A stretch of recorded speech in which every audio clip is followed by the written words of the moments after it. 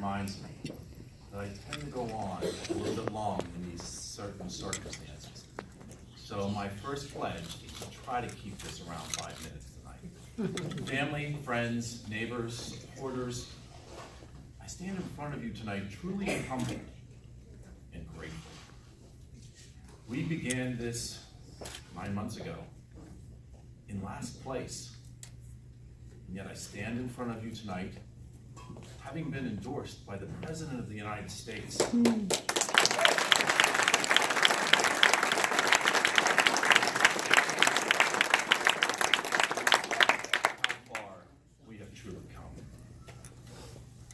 The people of the new 13th Congressional District have made their voices heard and have decided to send truly a political outsider to Washington, someone who would listen to your concerns while sharing our common sense conservative values. Someone who would put voters first.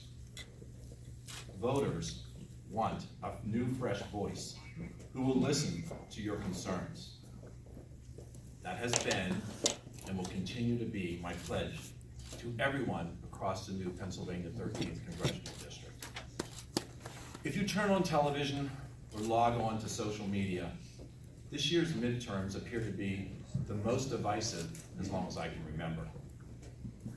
What I've learned by going out and talking face-to-face with voters is that things aren't as bad as we were told they are. The economy is up, earnings are up, and unemployment is down to 3.7%. Yes, there is always room for improvement, and I think we should engage in more civility when talking with one another. Instead of shouting through social media, we should talk to our neighbors, even if we don't agree. This civility starts with your elected officials.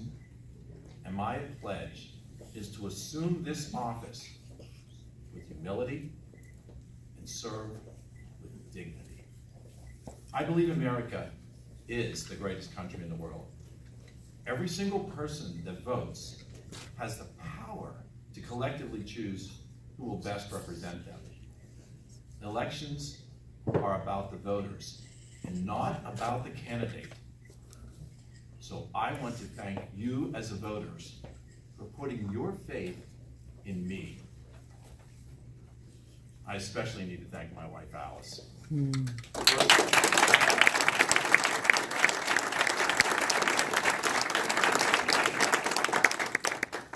First and foremost, interestingly to you all, for encouraging me to run. She has been my rock throughout this entire campaign. She's driven hundreds of miles with me across the district, actually more times than we could count when we sat down. She prays with me every night. She stands beside me. She has guided me through this entire endeavor. I also want to thank my 3 children, Liz, Dan, Sean, my brother Bernie, my sisters Peggy, Marianne, Liz, and Julia, and all of my extended family who stand with me tonight. Truly, this would not be possible if it wasn't for them. This has been a grassroots campaign since day one, and it started with my family. I also think that everyone in this room has probably received 2, 3, or 4 phone calls from one of the people standing behind me. I want to thank my entire campaign staff. We were looking for someone to lead our campaign, someone as a bridge builder. We found better than a bridge builder. We found a shoemaker, Jeremy Shoemaker, who has brought so much life and vitality to our campaign. We also have Nick Johnson, who's been with us almost since day one. I have, as well as my wife, have an incredible supportive staff from our medical team, and they're standing with us here tonight. Kim, Dawn, Amber, Lisa, Allison, and Danielle. Thank you all. Thank you for the support. Thank you for your flexibility. Alice is in charge now, but we know, if all the truth be told, she's always been in charge. I want to thank my opponent, Brett Ottaway, who ran a positive campaign. We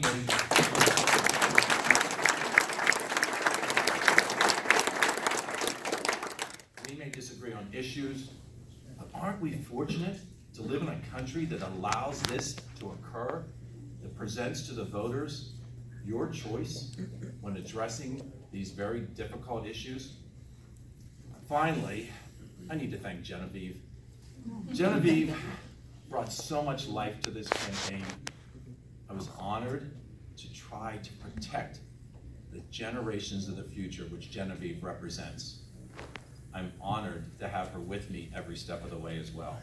There are so many others that I could list, but I did promise to try to keep this to 5 minutes or so. But you have volunteered time, efforts, you have made phone calls, you've done door-to-door with us. I am grateful for so much support from all of you in this room. Most important, I want to thank God for the ability to stand before you tonight. God's not surprised by what occurred, and He is in control. Going forward, I ask each one of you to pray for me and pray for all of our elected leaders.